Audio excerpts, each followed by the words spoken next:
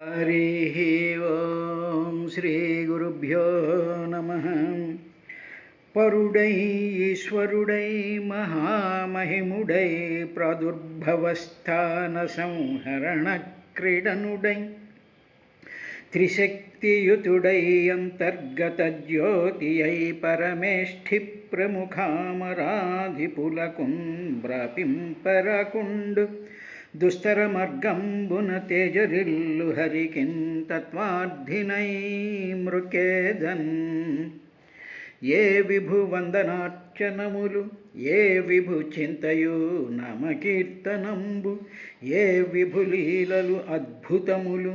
యవ్వని సంశ్రవణంబు సేయ దోషావలి బాసి లోకము శుభాయత వృత్తి చలంగునండ్రు నేనా విభునాశ్రయించద అఘౌఘ నివర్తను భద్రకీర్తను. ఏ పరమేశు పాదయుగము ఎప్పుడు కోరి భజించి నేర్పరుల్ లోపలి బుద్ధిలో ఉభయ లోకములందల శక్తి బాసి ఏ తాపము లేక భ్రమగతి దారుజిత శ్రములై చరింతురే ఆ పరమేశు మృక్యద ఘౌఘ నివర్తను భద్రకీర్తను. తపములు శశి అయిన మరి దానములన్నీయు చేసి అయిన ఏ జపములు శశి అయిన ఫల సంచయమెంవని జర్పకున్న హేయ పదములై దురంత విపదంచిత రీతిగా నొప్పుచుండు అయ్య పరిమితున్ భజించద అఘౌఘ నివర్తను భద్రకీర్తను. పూర్ణుడయ్యను మహాభూత పంచకయోగమున మేనులను పురముల సృజించి పురములలో నుండి పురుష భావంబున దీపించునంవడు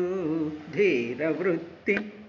పంచభూతములను పదునొకొండింద్రియముల ప్రకాశింపించి భూరి మహిమ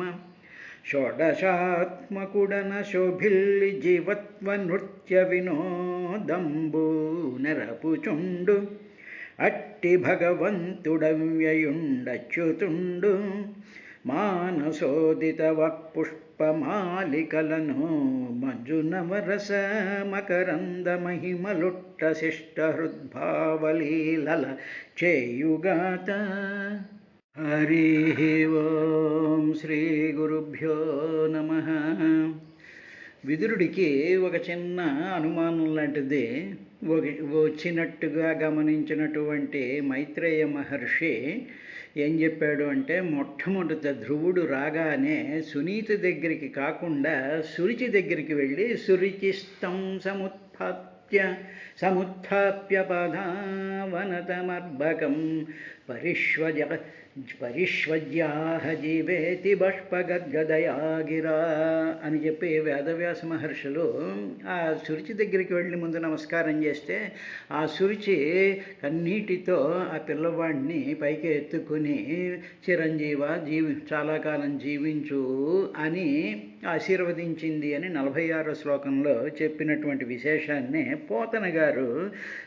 మనకి అది అర్థం అవ్వడం కోసం ఏ విధంగా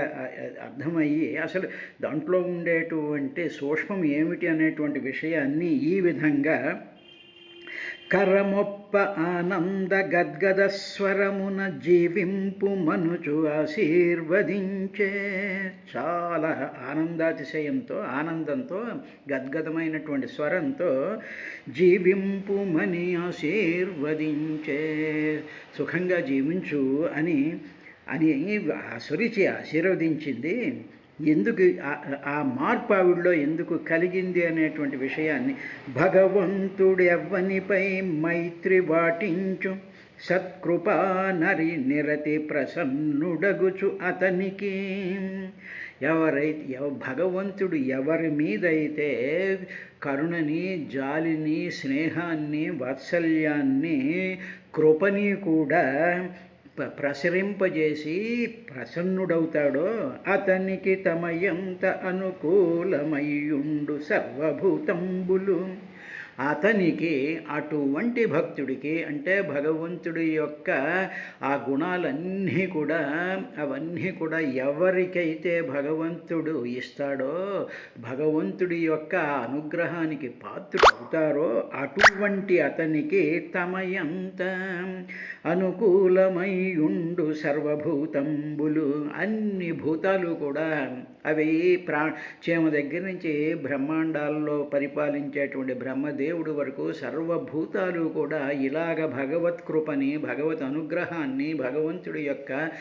మైత్రిని వాత్సల్యాన్ని పొందినటువంటి ఆ భక్తుడి దగ్గరికి తమంత తామే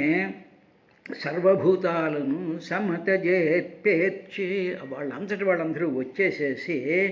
మహితలపోయు నిమ్న ప్రదేశమునకు అనయంబు చేరుతో యదముతో యముల పగిది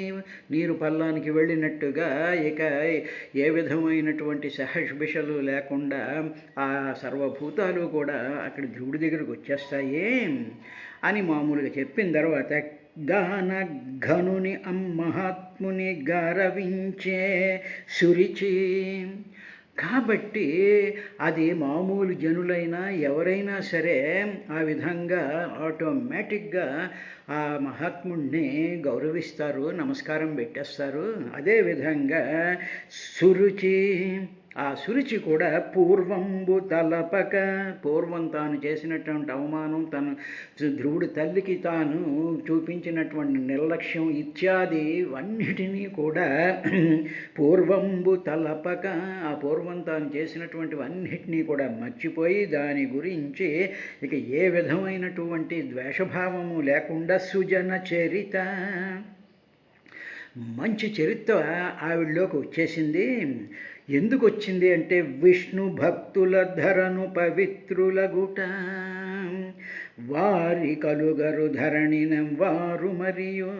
విష్ణు భక్తులు ధరిత్రలో పరమ పవిత్రులు అవుతారు కాబట్టి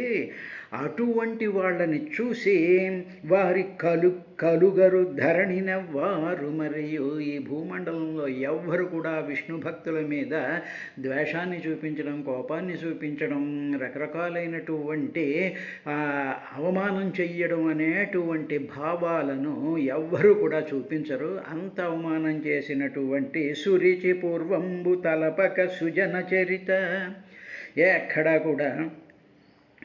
ఆ సురుచికి ఆ పూర్వం ఉండేటువంటి ఆ మొత్తం ఆ ద్వేషం ఆ తల్లి తన సవితి మీద పిల్లల మీద ఉండేటువంటి మొత్తం అంతా కూడా మరిచిపోయేటువంటి మహత్తరమైనటువంటి మానసిక హృదయ పరివర్తన భక్తులలో ఉండేటువంటి తేజో ప్రభావం వల్ల ఆ మార్పులు కలుగుతాయి ఆ యోగ్యత వాళ్ళకు వస్తుంది అందుకనే ఏం చెప్తూ ఉంటుందంటే భాగవతంలో ఉండేటువంటి ప్రతి శ్లోకము ప్రతి పద్యము కూడా ఆ భగవత్ స్మరణతో కూడుకుని ఉన్నటువంటి ప్రభావం చేత మానవులు సరైనటువంటి శ్రద్ధగా భక్తితో కావాలని వినేటువంటి వాళ్ళకి పూర్వంలో ఉండేటువంటివన్నీ కూడా మరిచిపోయి సుచరిత మంచి చరిత్ర కలుగుతుంది అని పోతన గారు ఆ వ్యాస మహర్షి రాసినటువంటి శ్లోకాలకి దాని యొక్క ఆ రహస్యాన్ని సూక్ష్మాన్ని ఆయన ఆ విధంగా వివరించిన తరువాత సరే ఆ తల్లి సునీతి పిల్లవాడిని కౌగిలించుకోవడం చేత వెంటనే ఆవిడ స్తనాల్లో పాలు పొంగిపోయొచ్చి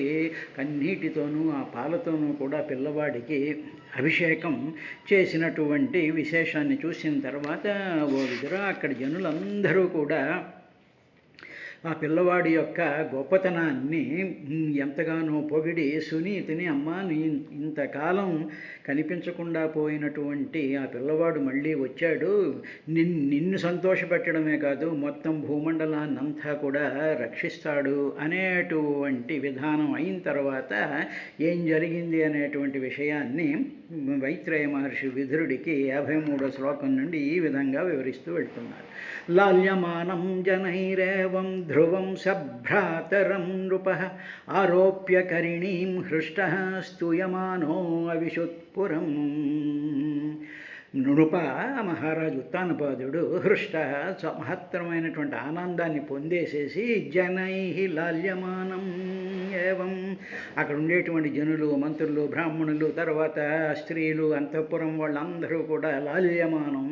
ఆ పిల్లలిద్దరిని, ఆ ధ్రువుణ్ణి, ఉత్తముణ్ణి కూడా ఇద్దరు లాలిస్తూ ఉండగా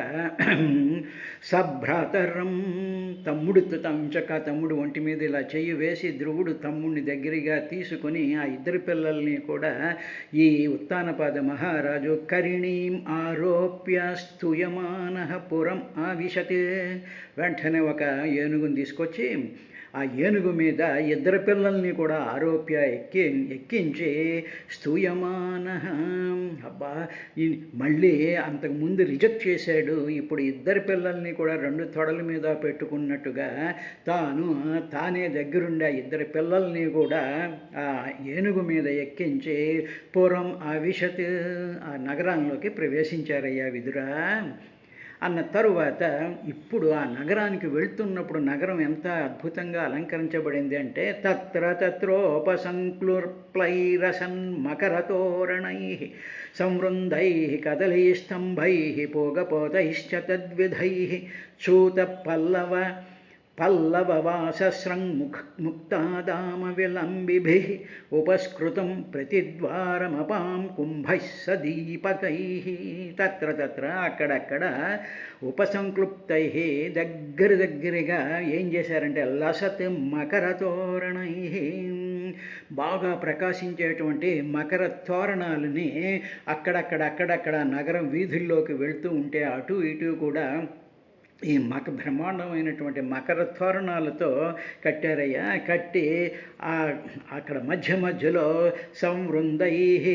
పళ్ళగలలతో ఉండేటువంటి కదలీ స్తంభై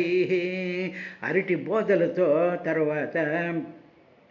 తద్విధై ఆ విధంగానే అక్కడేమో అరటి బోధలతో పళ్ళతో ఉండేటువంటివి ఇవి, ముందు మకర తోరణాలకి మధ్యలో పళ్ళతో ఉండేటువంటి అరటి చెట్లు, ఆ తర్వాత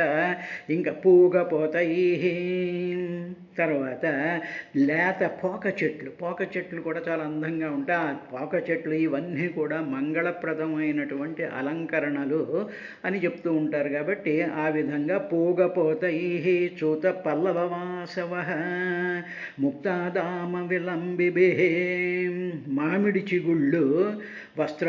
వస్త్రాలు, మాలలు, ముత్యాలు, దండలు వేలాడుతూ అవన్నీ కూడా వేలాడదీశారు. అంటే మామూలుగా మంగళతోరణాలు కడుతూ ఉంటాంగా, మామిడాకులతోనూ రకరకాలైనటువంటి పువ్వులతోనూ తర్వాత రకరకాలైనటువంటి దండలతోనూ ముత్యాలతోనూ కూడా ఆ నగర వీధులన్నీ కూడా అద్భుతంగా అలంకరించబడ్డాయి. అక్కడ ఏం జరిగింది అంటే అపాం కుంభై సదీపకై ప్రతిద్వారం ఉపస్కృతం. తరువాత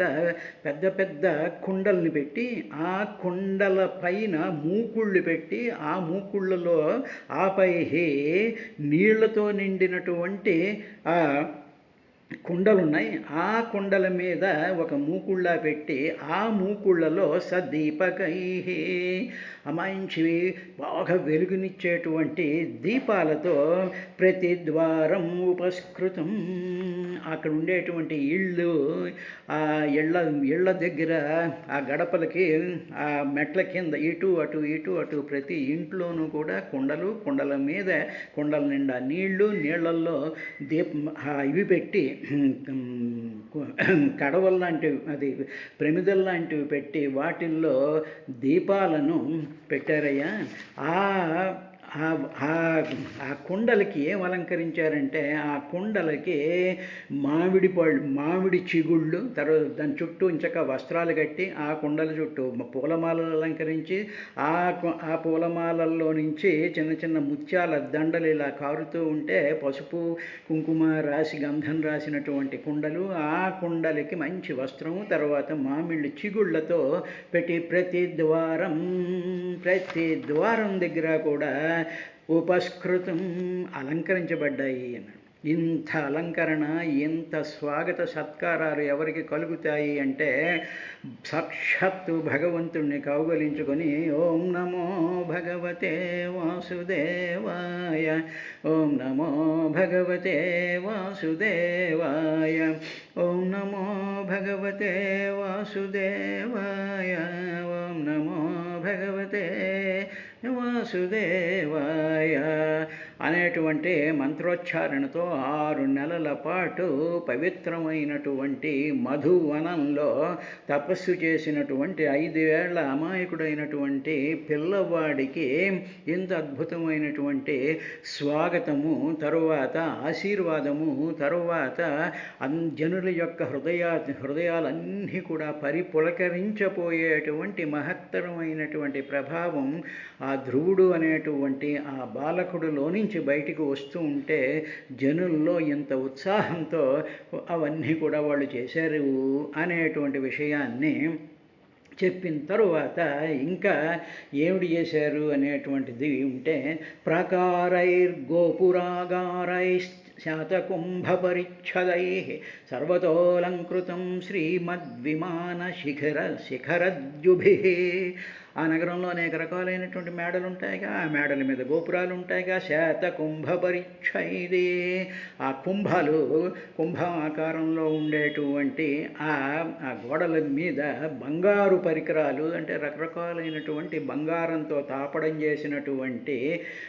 ఆ కుంభాలున్నాయి. శ్రీమద్ విమాన శిఖరద్యుభి, శోభాయుక్తంగా, అంటే విమానాలు అంటే మామూలుగా ఆ మేడలకు ఉండేటువంటి ఆ డోమ్స్ ఉంటాయి. ఆ డోమ్స్ అన్నీ కూడా పెద్ద, ఆ విమాన శిఖరాలన్నీ కూడా బ్రహ్మాండంగా వెలుగులతో నిండిపోయి ఉంది. తరువాత ప్రతి ఇంటికిను, తర్వాత ఆ మొత్తం నగరం అంతా కూడా ప్రాకారై, ఆ ప్రాకారాలన్నీ కూడా చాలా బాగా అలంకరించబడ్డాయి. ఆ నగరానికి, ఆ ఇళ్ళకి ఉండేటువంటి ప్రాకారాలు సర్వతః అలంకృతం, చాలా బాగా అలంకరించినటువంటి ఆ నగరంలోకి వీళ్ళిద్దరూ కూడా ఆ ఏనుగెక్కి వాళ్ళు బయలుదేరి వస్తూ ఉన్నారు. ఇంకా అక్కడ ఉండేటువంటి వీధుల్ని, అక్కడ ఉండేటువంటి మార్గాల్ని, అక్కడ ఉండేటువంటి 4 రోడ్ల జంక్షన్స్ని ఎంత బాగా అలంకరించారు అనేటువంటి విధానాన్ని చెప్తూ మృష్ట చత్వరరథ్యాట్టమార్గం చందన చర్చితం లాక్షాక్షతై పుష్పఫలైస్తండులైర్బలిభిర్యుతం. మృష్ట చత్వర అట్టమార్గం అంటే ఏమిటనమాట, బాగా కూడళ్ళు ఉంటాయి కదా, 4 రోడ్లు ఉండేటువంటి జంక్షన్స్, ఆ రోడ్లు పెర్ఫెక్ట్లీ ప్లాన్డ్ సిటీ అన్నమాట అది. ఆ సిటీలో ప్రతి రోడ్డు కూడా శుభ్రంగా తుడిచి, తరువాత ఆ కూడళ్ళు, ఆ రాజమార్గాలు, తరువాత ఆ మిద్దెల ముందు, తరువాత ఆ రకరకాలైనటువంటి లేన్స్ ఉంటాయి. ఆ లేన్స్ అన్నిటినీ కూడా శుభ్రంగా తుడిచేసేసి ఏం చేశారు అంటే, జస్ట్ ఉడికిన తుడిచేసి ఏం చేయలేదు, చందన చర్చితం, ఆ ప్రతి వీధిలోనూ కూడా సుగంధాలు వెదజల్లేటువంటి గంధం నీళ్లలో కలిపి రకరకాలైనటువంటి సువాసనలు వెదజల్లేటువంటి ఆ గంధాలవన్నీ కలిపి ఆ మొత్తం వీధులన్నీ కూడా మంచి సువాసన వెదజల్లేటువంటి విధంగా చేశారు. ఇప్పుడు మనం ఏం చేస్తూ ఉంటామంటే, ఆ తెల్లనైనటువంటి ఆ పౌడర్ ఏదో వారేస్తూ ఉంటాడు, ఎవడైనా వస్తున్నాడంటే అదేదో వారేస్తూ ఉంటారు అంతే. ఆ పక్కన కుళ్ళు కాలువ మీద ఏదో ప్రజెంట్గా ఏదో కప్పేస్తూ ఉంటారు. మనకు ఉండేటువంటి కుళ్ళు కాలువలు, వాటర్ లాగ్డ్ రోడ్స్ ఉంటాయి. ఇంత సంస్కారము, ఇంత నాగరికత పెరిగినటువంటి మన వీధులు, మన జంక్షన్స్ ఇలా ఏడుస్తాయి. కానీ అక్కడ ఆ విధంగా ఉన్నాయా. ఉన్న తరువాత ఇంకా ఏం చేశారంటే, ఇలాగా తర్వాత లాజ అక్షతై, ఆ తర్వాత ఈ పిల్లవాడు వస్తున్నాడు అని చెప్పేటువంటి లాజ పేలాలతోనూ అక్షతలు అంటే పసుపు కలిపినటువంటి తెల్ల బియ్యం అక్షతలు, పుష్పఫలై, పుష్పాలతోనూ పండ్లతోనూ, తండులై, బియ్యపు గింజలతో, బలిభి, మృష్టాన్నాలతో కూడా అందరి ఇళ్లల్లోనూ కూడా వాళ్ళంతా రెడీ చేసేసుకుని ఆ మేడల మీద, ఆ మిద్దెల మీద, ఆ గుమ్మాల మీద వీళ్ళందరూ కూడా పేలాలతోనూ, అక్షతలతోనూ, పుష్పాలతోనూ, ఫలాలతోనూ, తర్వాత బియ్యపు గింజలతోనూ, రకరకాలైనటువంటి మృష్టాన్నములతోనూ కూడా ఉండేటువంటి ఆ నగరంలోకి వీళ్ళిద్దరూ కూడా ప్రవేశించారు ఈ ఏనుగు మీద వీళ్ళు వస్తూ ఉంటేను. అంత విధంగా చేస్తూ ఉండేటప్పుడు ఆ మేడల మీద మిద్దెల మీద ఉండేటువంటి ఆ స్త్రీలందరూ కూడా ఆ మార్గం అంతా కూడా ధ్రువాయ పధి దృష్టాయ తత్ర తత్ర పురస్త్రియ సిద్ధార్థాక్షతద్ధ్యంబు దూర్వా పుష్పఫలాని చ తత్ర తత్ర అక్కడక్కడ పది ఆ మార్గంలో దృష్టాయ అలా ధ్రువుడు ఆ ఏనుగు మీద నెమ్మది ఇలా వస్తూ ఉంటే ఆయన చూసిన వెంటనే పురస్త్రియ ఆ నగరాల్లో స్త్రీలందరూ కూడా వాత్సల్యాత్ సతీ ఆశిష ప్రయుంజనా వెంటనే వాళ్ళందరూ కూడా స్త్రీలందరూ కూడా చాలా వాత్సల్యంతోనూ తరువాత ఎంతో మనస్సు ఉప్పొంగిపోతూ సతీ శ్రేష్టమైనటువంటి అంటే చాలా మనస్ఫూర్తిగా ఆశిష ఆ ఆశీర్వాదాలు పలుకుతూ ఆ వేదానికి సంబంధించినటువంటి ఆ మంత్రాలు అవన్నీ చదువుతూ ఆశీర్వాదం చేస్తూ ప్రయుంజనా చేస్తూ ఏం చేశారు అంటే అలాగా మంత్రం చదువుతూ ఆశీర్వాదం చేస్తూ చిరకాలాన్ని జీవించాలి శతమాయం శతాయుష్యమేంద్యే ప్రతిష్టతి అని చెప్పి చదువుతూ ఉంటాం కదా ఆశీర్వచనం. ఆ విధంగా ఆశీర్వచనాలు చదువుతూ వాళ్ళందరూ కూడా సిద్ధార్థ అక్షత దది అంబు దూర్వా పుష్పఫలాని చ సిద్ధార్థ అంటే తెల్లని నువ్వులు అక్షతలు పెరుగు నీరు తర్వాత దూర్వ అంటే లేత గడ్డి పరకలు తర్వాత పుష్పాలు ఫలాలు చిన్న చిన్న ఇవన్నీ కూడా ఉపాజహృహు అలా వస్తుంటే రెండు చేతులతోనూ వీళ్ళు ఆశీర్వాదం పలుకుతూ వస్తున్నటువంటి మహాభక్తుడైనటువంటి శ్రీమన్నారాయణ్ణి కౌగులించుకుని శ్రీమన్నారాయణ్ణి ముద్దు పెట్టుకుని శ్రీమన్నారాయణుడి యొక్క తేజస్సుతో వెలిగిపోతూ